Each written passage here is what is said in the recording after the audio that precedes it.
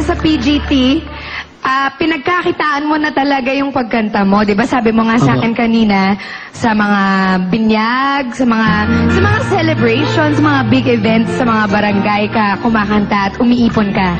Magkano yung binabayad sa'yo? Ay, binibigyan po nila ako ng 500. Nag-umpisa ka sa 500? Uy, malaki na yun 200 po, 200. Ilang kanta yun? Ako po siyempre po, mga 4 hours, ganun. 4 hours?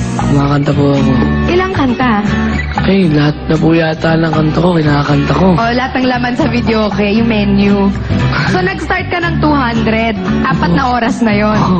Tapos, hanggang tumaas ng tumaas.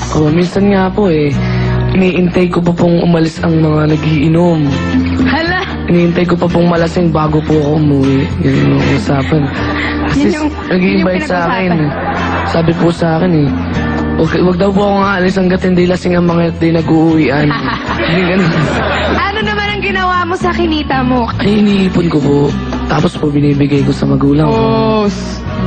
Hindi nga. Tapos minsan, binibili ko ng mga damit ko para naman maiba-iba yung suot ko. Anong style mo? Ano lang po, t-shirt lang mga simple.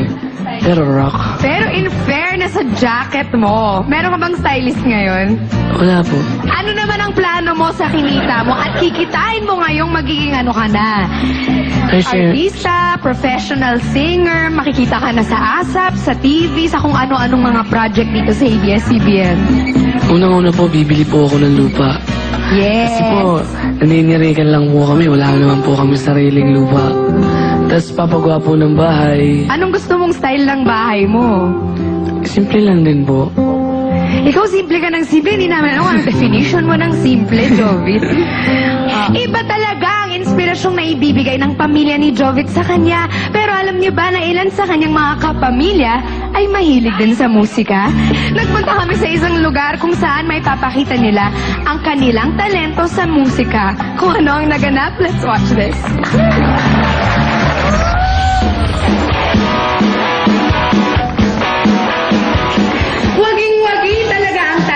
Jovit sa pagkanta, kaya naman nandito kami ngayon sa Center Stage Timog para mag-mini concert. O, di ba, Jovit? Ay, yan naman. Ako, winner ka talaga. Game na.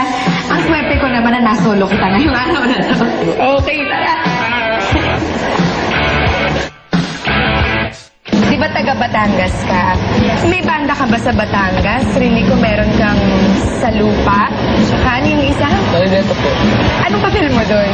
Dahil po sa lupa po, ako po yung pinaka-vocalist na po ng kanilang grupo. So, sa Maligeta po, ako po yung bass guitar and vocalist. Eh, bakit dalawa?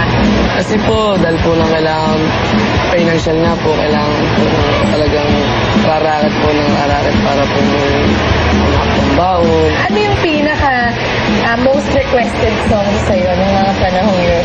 Heaven po. Heaven! Bryan Adams. Kasi po, paborito po nila yung mga husky.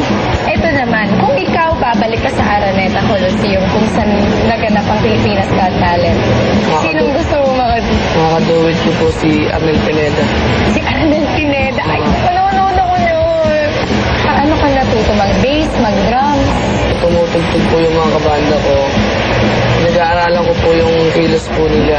Tinitin ako po yung galaw ng paa, galaw po ng kamay. Hindi po ako nagpapaturo sa kanila.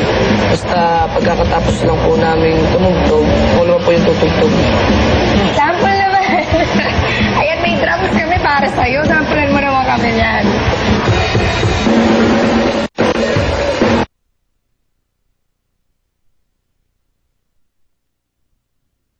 TV bar. At dahil kasama ko si Jovit, di na ako nagpapigil na pasukin ang videoke rooms. Inimbita ko rin ang kanyang pamilya para sama-sama kaming mag-jamming.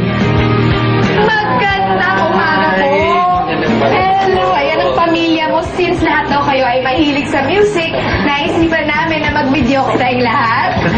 Kayo ba ay, mahilig po ba kayo mag-videoke sa Batangas? Oh, mahilig ako kaya mag-videoke. Videoke. Sikat na sikat ako si Jovit sa Batangas dahil sa videoke. Tama po ba yun?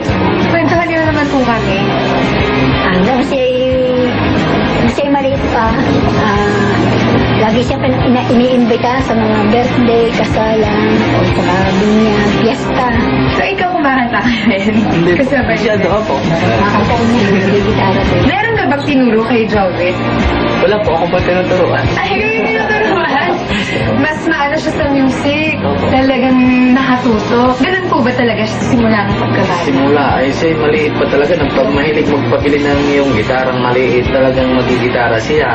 Pero ngayon rin po daw nakapag-influensya kay Jovit. Yung Napasukin doon siya ng talaga, music. nakuha din siya talaga sa akin pagkakanta. Kayo ba ay isang tinatawag na stage father? Tinutulak niyo siya para mag-join ng mga competitions? Ako talaga, inano ko siya talaga tinutulog kasi sa pagsisimiyak nga siya, sabi ko, Papa, dapat hindi mo na ako sinasabi, tingnan, natatalo tayo. Well, Oo. tingnan mo naman ikaw ngayon. Sabi ko, anak, sadyang ganun lang talaga ang buhay. Sabili mo lang ang iyong pagkakanta. Ayan, Opo. mararating ka talaga. At naratingin niyo ang Araneta Coliseum. Salamat sa Pilipinas Got Talent. Good job.